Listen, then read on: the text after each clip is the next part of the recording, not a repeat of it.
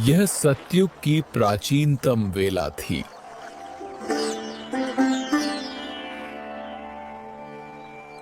धर्म अपने स्वर्णिम काल में था, फिर भी एक अदृश्य हलचल सृष्टि के गर्भ में जन्म ले रही थी। देवता तप में लीन थे, ऋषिगण मौन में डूबे थे, परंतु कहीं एक अनकहा संकट सिर उठाने लगा था। वो संकट था दानव हयग्रीव का उदय।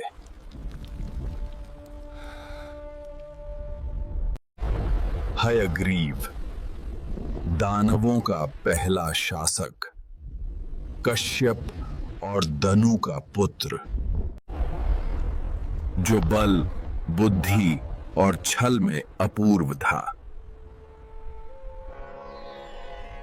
जब भगवान विष्णु ने वेदों की रचना कर उन्हें ब्रह्मा को सौंपा, तब महादेव ने देखा यदि यह ज्ञान अधर्मी मानवों के हाथ लगा तो सृष्टि का संतुलन बिगड़ जाएगा।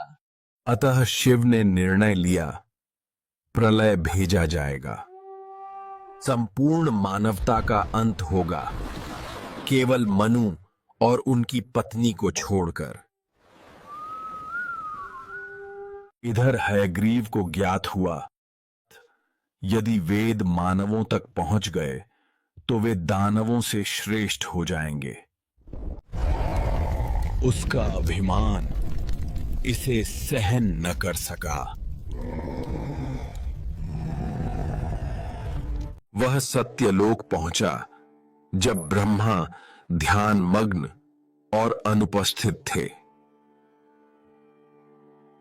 वेद 4 बालकों के रूप में वहां स्थित थे।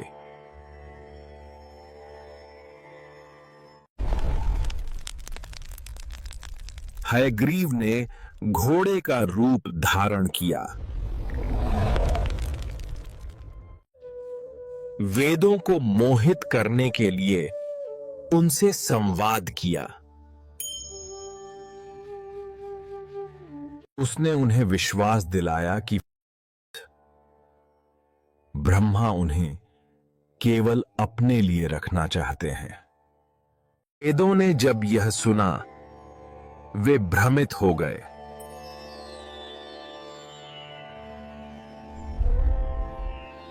और तभी हयग्रीव ने उन्हें कैद कर लिया।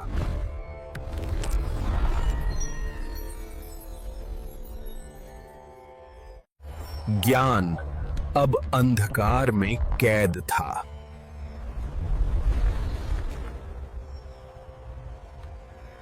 दानवों का अभिमान असीम था।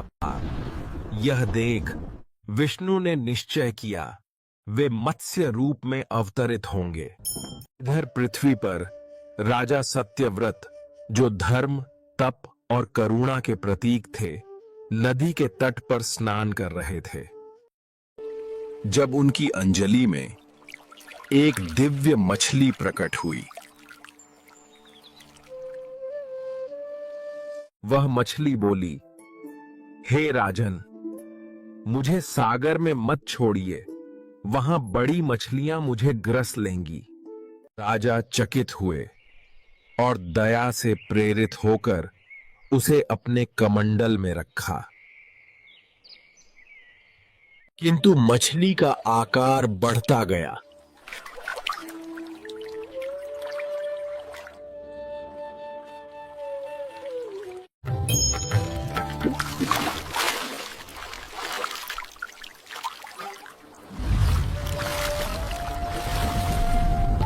मंडल छोटा पड़ा, फिर सरोवर भी, फिर झील।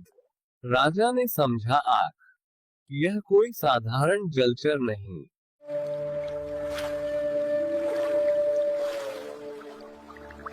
ये कोई देवता है।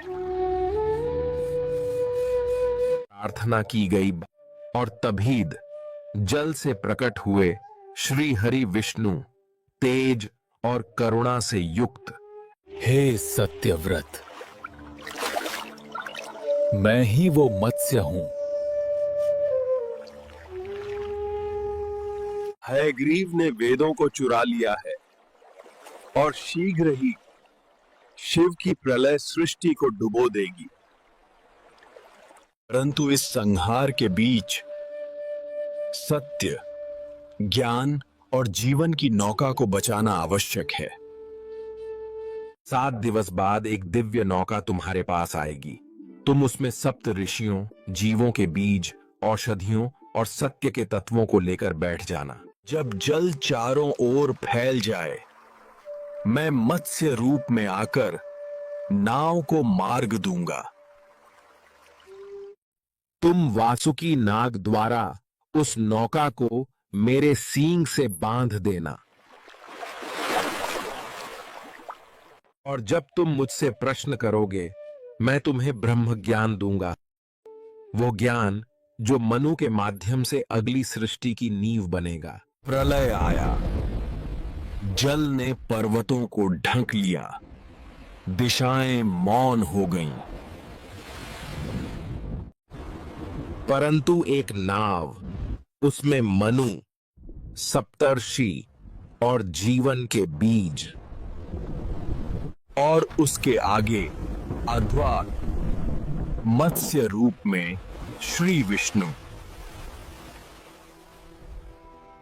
वे केवल नाव के रक्षक नहीं थे, वे सृष्टि के भविष्य को लेकर चल रहे थे। हयग्रीव से युद्ध हुआ। मत्स्य अवतार ने उसका अंत किया।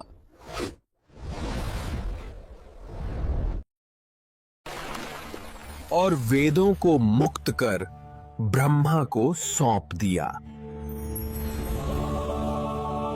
प्रलय के अंत में जब जल शांत हुआ, वेद फिर से मनु को प्रदान किए गए, ताकि एक नई सभ्यता, एक नई मानवता धर्म और ज्ञान के पथ पर आगे बढ़ सकें।